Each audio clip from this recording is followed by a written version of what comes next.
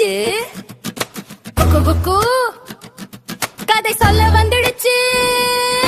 சிரிப்போடு சந்தோஷமா நல்ல பழக்கம் கத்துக்கலாம். பறவை விலங்கு நண்பர்களோடு குட்டி குக்கு உலகம் போகலாம். கதை ஆரம்பம் இப்போ தானா, குட்டி குக்கு குக்கு கதை தொடங்குது இப்போ. பறவை குக்கு சொல்றத கேளு, நண்பர்களோட கதை பாரு. குட்டி குக்கு குக்கு கதை தொடங்குது இப்போ. குட்டீஸ், இன்னைக்கு ஒரு மந்திர தேடல் ஆரம்பிக்குது. இனியனும் நானும் சேர்ந்து ஒரு ரகசியத்தை கண்டுபிடிக்க போறோம். காணாமல் போன திருவிழாமணி. ஒரு சின்ன கிராமம். அந்த கிராமத்துல பெரிய திருவிழா நடக்க போகுது. ஆனா ஒரு பெரிய பிரச்சனை. கோயில் மணி காணாம போயிருச்சு. மணி இல்லனா திருவிழா ஆரம்பிக்க முடியாது. கிராமத்தார் கவலையா நின்னாங்க. அந்த நேரம் அங்கே இனியன் ஓடி வந்தான். இனியனும் குக்குவும் ரொம்ப நல்ல நண்பர்கள். கிராமத்துல ஏதாவது நடந்தா இந்த இருவரும் தான் முதல்ல தேட ஆரம்பிப்பாங்க. கொக்குக்கு ஒரு விசேஷம் இருக்கு. யாரும் கவனிக்காத சின்ன விஷயங்களையும் அது உடனே பார்த்திடும். இனியன் மேல பார்த்து சிரிச்சான். குக்கு, நமக்கு ஒரு வேலை வந்திருக்கு போல. குக்கு மெதுவா இறங்கி அவனோட தோளில் உட்கார்ந்தது. இந்த மணியை கண்டுபிடிக்கணும். இருவரும் ஒரே நேரத்தில் சொன்னாங்க. வாங்க ஆரம்பிக்கலாம். மணிக்கு கீழே ஒரு காகிதம் கிடைச்சது. அதில் எழுதியிருந்தது, நிழல் அதிகமா இருக்கும் இடத்துல முதல் ரகசியம் இருக்கும். இனியன் சுற்றி பார்த்தான். நிழல் அதிகமா இருக்கும் இடம். நிழல் அதிகமா இருக்கும் இடம். குட்டீஸ், உங்களுக்கு தெரிஞ்சுதா?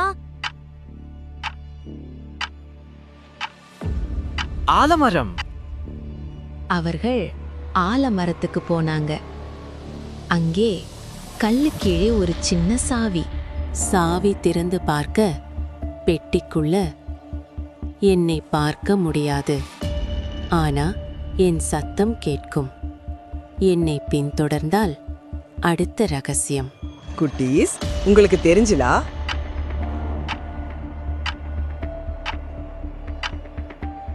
அது காற்று. ஆமா, அது காற்று. காற்று வீசும் திசை நோக்கி போனாங்க. அங்கே காற்றால சுழலும் காற்றாடி இருந்தது. அதுக்குள்ள அடுத்த குறிப்பு, எப்பவும் ஓடிக்கொண்டிருப்பேன், ஆனா எங்கும் போக மாட்டேன். குட்டீஸ், உங்களுக்கு தெரிஞ்சுதா?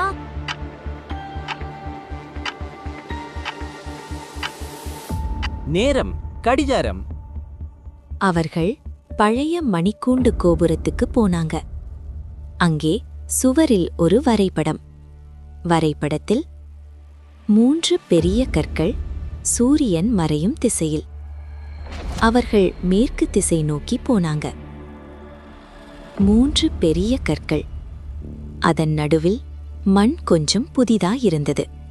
மண்ணில் எழுதப்பட்டிருந்தது, என்னை அதிகமாய் எடுத்தால் நான் பெரியதாகி விடுவேன்.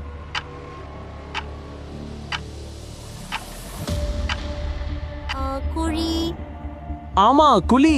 இங்கதான் தோண்டணும். அவன் தோண்டினான்.